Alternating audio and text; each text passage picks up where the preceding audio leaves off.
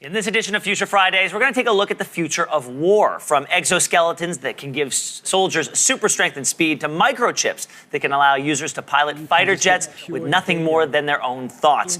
Joining me now is Futurist Nick Badminton. Thanks so much for being here, Nick. It's good to be here. Okay, so DARPA has developed a chip that you put in the brain and allows the user to control drones and even a fighter jet. Yeah, it's like telekinesis, but obviously with some added technology as well. So this is like one of the holy grails of sort of military technology, is to try and help us just like silently control things without having to use extra devices, just our brains. Yeah, so this could be used practically in the field. A soldier could control a drone to get a better view of the landscape before him.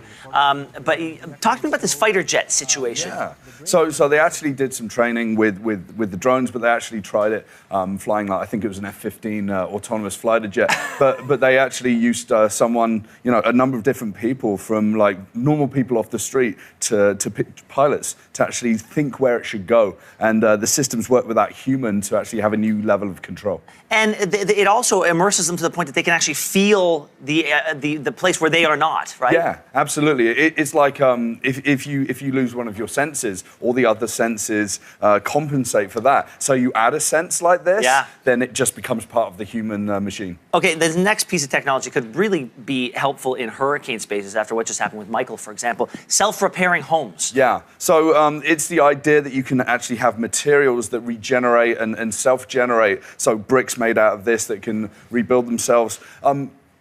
You could actually take rubble, put it back together, and it would repair itself into something that's usable. And this is hugely exciting. Wow. This is one I want to spend a few minutes on. The soldiers have to wear packs that can weigh upwards of 100 pounds. They've got to run 3 miles, and then once they get there, they have to be in optimal shape to perform their duties. And now there's an exoskeleton that can make them stronger or walk longer. What's this about? Yeah, so for years they've tried to put like big metal exoskeletons on. These are like softer exoskeletons, more stamina, more strength. And it's got application in the real world, in like factories and the such. Like, this is really interesting technology, because imagine a world where no one has to be in a wheelchair anymore, or people repair their bodies more after various So what's helping them move? What's making them stronger? If not supports.